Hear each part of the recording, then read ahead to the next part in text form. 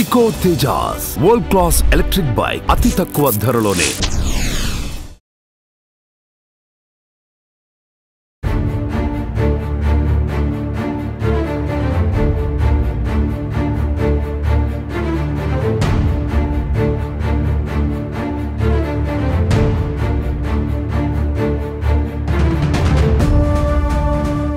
Welcome to Suman TV. నేను మీ Suman TV Nag Harsha Sai. ఈ పేరు ఎప్పటికీ కూడా తెలుగు రాష్ట్రాల్లో సంచలనంగా మారినటువంటి పేరు. గతంలో ఈ పేరుకి సంబంధించినటువంటి వాటిల్లో కొన్ని కీలక విషయాలు బయటికి రావడం జరిగింది. భారీ మోసాలకు పాల్పడినట్లు, దాంతోపాటు బెట్టింగ్ యాప్స్ని బాగా ప్రమోట్ చేసినట్లు, అండ్ వాళ్ళకి మనం కనుక చూసుకుంటే అతనిపై ఒక రేప్ కేసు కూడా నమోదైనట్లయితే మనకు తెలుస్తూ ఉంది. దానికి సంబంధించినటువంటి పూర్తి డీటెయిల్స్ ఏంటి అనేది ఈ రోజు మనతో పాటు హైకోర్టు అడ్వకేట్ రవీంద్రనాథ్ గారు ఉన్నారు. అది వారి మాటలో తెలుసుకుందాం. Hello sir. హాయ్ అండి నాగరాజ్ గారు. ఇప్పుడున్నటువంటి న్యూస్ ప్రకారం కనుక మనం చూస్తే అండి, హర్ష సాయి ఈ పేరు అయితే బాగా సంచలనంగా మారినటువంటి పేరు. అయితే ఈ మధ్య కాలంలోనే అతని మీద సిరీస్ కిందకి మనం చూస్తూ ఉంటే వీడియోస్ చాలా భయంకరంగా రిలీజ్ అయ్యాయి. అంటే భారీ మోసాలకు పాల్పడినట్లు, అండ్ దాంతోపాటు ఒక్కొక్క సినిమాను కూడా, మెగా అనేటువంటి ఒక సినిమాను కూడా ఆయన తీస్తున్నట్లు, అది మధ్యలో ఆగిపోయినట్లు రకరకాల కథనాలు అయితే వచ్చాయి. అయితే ఇప్పుడు కొత్తగా తెరపైకి ఒక విషయం బయటకు వస్తూ ఉంది. ఇతని మీద కొన్ని కేసులు అయితే నమోదైనట్లు తెలుస్తూ ఉంది. ఆ కేసులు ఏంటి, దీనికి సంబంధించినటువంటి అప్డేట్ ఏంటి సార్ అసలు?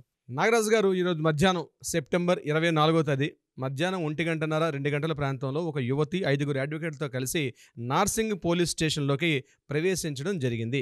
ఎవరు ఈ యువతి, ఏమిటి కథాకమామిషు అనే వివరాల్లోకి వెళ్తే, ఈ యువతి ఇంతకుముందు బిగ్ బాస్ సీజన్లో వర్క్ చేయడం జరిగింది. ఒక కంటెస్టెంట్గా వర్క్ చేశారు. అక్కడ అదే మాత్రం కాదు, ఈమె ఈ రీసెంట్గా ఒక శ్రీ ప్రొడక్షన్స్ అనే పేరుతోటి హర్ష సాయి అన్నటువంటి ఒక యూట్యూబర్, ఇటీవల చాలా మన తెలుగు రాష్ట్రాల్లో బాగా ప్రాముఖ్యత పొందిన ఒక వ్యక్తి హర్ష సాయి, ఇతనితో కలిసి శ్రీ ప్రొడక్షన్స్ అనే పేరుతోటి ఒక మెగా అనేటువంటి ఒక మూవీ యొక్క టీజర్ కూడా రిలీజ్ చేశారు. అతనితో కలిసి సొంతలోని సినిమా రిలీజ్ కూడా డేట్ ప్రకటించడం జరిగింది. ఈ యువతి నార్సింగ్ పోలీస్ స్టేషన్లోకి వెళ్ళి తన దగ్గర ఉన్నటువంటి కొన్ని ఆధారాలతోటి పోలీస్ స్టేషన్ సంప్రదించడం జరిగింది.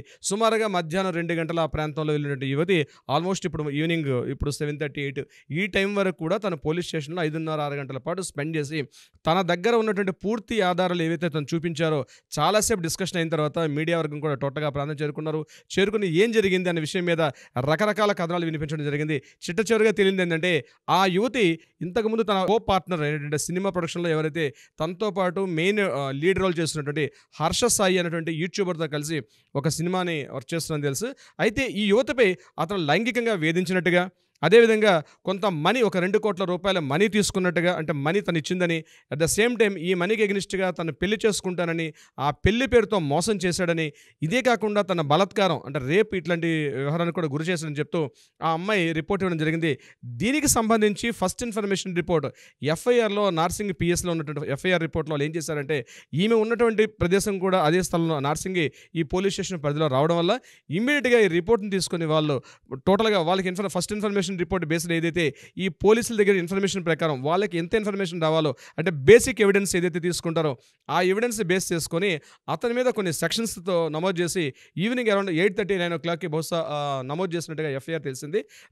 మనకు అందిన ఇన్ఫర్మేషన్ ప్రకారం ఐపీసీ సెక్షన్ 328, ఇది బిఎన్ఎస్ కొత్త ప్రకారం అయితే, అంటే కొత్త యాక్ట్ ప్రకారం అయితే 123 వస్తుంది.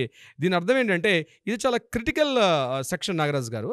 దీనికి సంబంధించి ఏంటంటే, మనకి సెక్షన్ ఏం చెప్తుందంటే, ఒక వ్యక్తికి విషమిచ్చి కానీ, లేదా మూర్ఖంగా ప్రవర్తించి కానీ, లేదా మత్తులోనికి దింపి ఒక లిక్విడ్, ఏదో ఒక లిక్విడ్, అది లిక్విడా లేకపోతే కెమికల్ ఎట్లా ఎడదాని కావచ్చు, అలాంటిది మత్తులోకి దింపి ఆ స్త్రీపై అటాక్ చేస్తే, అంటే బలాత్కారం చేస్తే, అంటే అసాల్ట్ చేస్తే, హెరాస్మెంట్ చేస్తే ఈ సెక్షన్ వర్తిస్తుంది.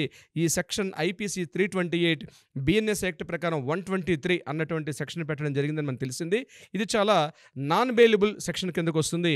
ఇది బహుశా ఒకవేళ ట్రయల్స్లో కానీ కన్ఫర్మేషన్ జరిగితే ఖచ్చితంగా సుమారుగా 10 years పైబడి శిక్ష ఉండే అవకాశం ఉంటుంది. This is section 328 IPC BNS 123. ఆ ఎవిడెన్సెస్ ఉంటే నా సెక్షన్ పెట్టినట్టుగా తెలుస్తుంది మనకి. బహుశా చాలా కాంప్లికేటెడ్ అయినటువంటి సెక్షన్ ఇది, బెయిల్ రావడం చాలా కష్టం. ఇంకొకటి 376/2, ఇది రేప్ కిందకు వస్తుంది. అంటే తనకి ఇష్టం లేకుండా, తన అనుమతి లేకుండా తన మీద బలాత్కారం చేస్తే, తనకి లైంగిక దాడి చేస్తే దాని సెక్షన్ 376/2 కిందకు వస్తుంది ఈ సెక్షన్. ఇక మూడోది 354, అంటే ఇది బిఎన్ఎస్ సెక్షన్ ప్రకారం అయితే 74 కిందకు వస్తుంది. ఐపీసీ సెక్షన్లో ఇది 354 ఉంటుంది. దీని అర్థం ఏంటంటే, స్త్రీల యొక్క గౌరవాన్ని అవమానపరిచే విధంగా, వాళ్ళ మీద దాడి చేయడం కానీ, అటాక్ చేయడం కానీ, నేరపూరితంగా వాళ్ళ మీద అటాక్ చేస్తే ఈ 354 లేదా బిఎన్ఎస్ యాక్ట్ ప్రకారం 74 వర్తిస్తుంది. ఇది కూడా నాన్ బెయిలబుల్ వారెంట్ కిందకే వస్తుంది.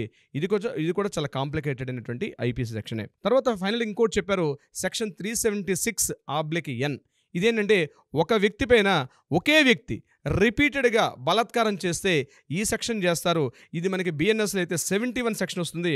అంటే ప్రేమ పెళ్లి పేరుతో మోసాలు చేసినటువంటిది, రిపీటెడ్గా నేను మ్యారేజ్ చేసుకుంటాను అని చెప్పి చేసినటువంటి సెక్షన్ అయితే దీని కిందకు వస్తుంది. ఇది కాకుండా 420 సెక్షన్ 420 కూడా పెట్టినట్టుగా తెలుస్తుంది. అది పెట్టారా లేదండి రేపు బహుశా మనకి ఎఫ్ఐఆర్ రిపోర్ట్ కాపీ మన బయటకు వస్తే అందులో మనం దీనికి సంబంధించి మనం చూసే అవకాశం అయితే ఉంటుంది నాగరాజు గారు. అయితే నేను చెప్పేది ఏంటంటే, ఇటీవల నార్సింగ్ పోలీస్ స్టేషన్ అనేది ముఖ్యంగా ఈ ప్రముఖులు, ఈ సెలబ్రిటీస్ ఎవరైతే ఉన్నారో సెలబ్రిటీస్కి వాళ్ళ పర్సనల్ ఇష్యూస్ ఏవైతే ఉంటాయో దీనికి కేర్ ఆఫ్ అడ్రస్గా నార్సింగ్ పోలీస్ స్టేషన్ అనేది ఇటీవల గడచిన కొద్ది రోజుల్లో చూస్తే అది రాజతరణ్ లావణ్య కేసు కావచ్చు, లేకపోతే రీసెంట్గా కొరియోగ్రాఫరు ఆయన సంబంధించిన ఇష్యూ కావచ్చు, ఇప్పుడు మనం 3వ ఇష్యూ చూస్తున్నాం. ఇది కూడా ఆ సినిమా రంగానికి సంబంధించిన వ్యక్తులు, ముఖ్యంగా ఈ హర్ష సాయి అనే వ్యక్తి మీద రకరకాల ఆరోపణలు ఉన్నాయి. ముఖ్యంగా కొన్ని బెట్టింగ్ యాప్స్ని ఇతను ప్రమోట్ చేసినట్టుగా, అదేవిధంగా ఇతను ఎంతైతే మనీ వస్తుందో దానిలో కొంత మొత్తాన్ని అతను యూట్యూబ్లో ప్రమోట్ చేస్తూ పేదలుగా దానం చేస్తుండగా చాలా ప్రచారం జరుగుతుంది. ఆ నిజాలన్నీ బహుశా తొందరలోనే తెలిసే అవకాశం ఉంటుంది. ఏదేమైనప్పుడు కూడా ఇటీవల కాలంలో స్త్రీలు వారి యొక్క పర్సనల్ అది ఏం జరుగుతుందని బహుశా మనం నెక్స్ట్ ఎపిసోడ్స్లో మాట్లాడదాం. బట్ ఈ క్షణానికి ఉన్నటువంటి ఇన్ఫర్మేషన్ ప్రకారం ఏంటంటే ఈ రకంగా జరిగినట్టుగా మనకు తెలుస్తుంది. ఏదేమైనప్పటికీ నాగరాజు గారు, ముఖ్యంగా స్త్రీలు ఇటీవల కాలంలో బయటకు వస్తున్నారు. ఆ నిజమా అబద్ధమా ఎంతవరకు జరిగింది తెలియట్లేదు, కానీ పెట్టే సెక్షన్స్ మాత్రం చూస్తుంటే చాలా భయంకరమైన సెక్షన్స్ ఉన్నాయి. ఇటీవల మనం జానీ మాస్టర్ గారి కేసులో కూడా చూసాం. ఇవే సెక్షన్స్ 376(2) పెట్టారు, అక్కడ 376(n) కూడా పెట్టడం జరిగింది.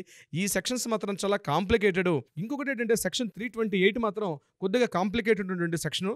బట్ దీనికి సంబంధించిన వివరాలు ఏంటంటే మనకు రేపు తెలిసే విషయం అయితే ఉంటుంది.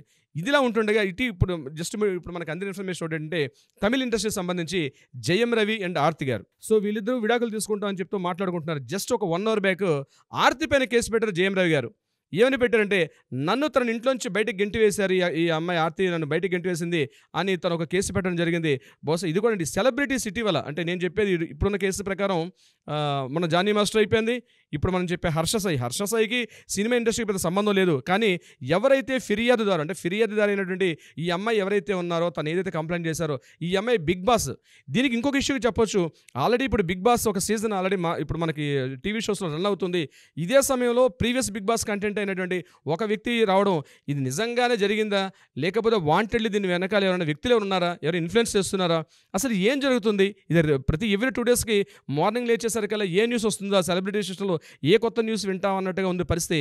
మొన్న జానీ మాస్టర్ ఇంకా కంప్లీట్గా ఇంకో 4 డేస్ కూడా కాలేదు కొత్త న్యూస్ వెలుగులోకి రావడం. ఇప్పుడు నేను చెప్పినట్టు జయం రవి గారు, బహుశా నేను చెప్పడం ఏంటంటే తమిళ ఇండస్ట్రీలో మనకన్నా తమిళ ఇండస్ట్రీ ఎప్పుడు ఒక అడుగు ముందు ఉంటుంది. వాళ్ళు ఎట్లాంటి కేసులు చూసేశారు, ఇప్పుడు రివర్స్ కేసులు స్టార్ట్ అయినాయి. అక్కడ నేనేమనుకుంటున్నా అంటే, ఆర్తి నన్ను ఇంట్లోంచి బయటకు గెంటేసిందని చెప్పి జయం రవి, అంటే ఒక ఫేమస్ చాలా స్టార్ హీరో జయం రవి, నేను ఆమె వల్ల ఇబ్బందులు పడుతున్నాను అని ఫస్ట్ టైం నాకు తెలిసే కేసు. అంటే జస్ట్ నేను చూస్తుంటే తెలిసింది ఒక 1 అవర్ బ్యాక్. ట్రూ. సో ఇది first time information. Reverse case మనకు తెలిసింది.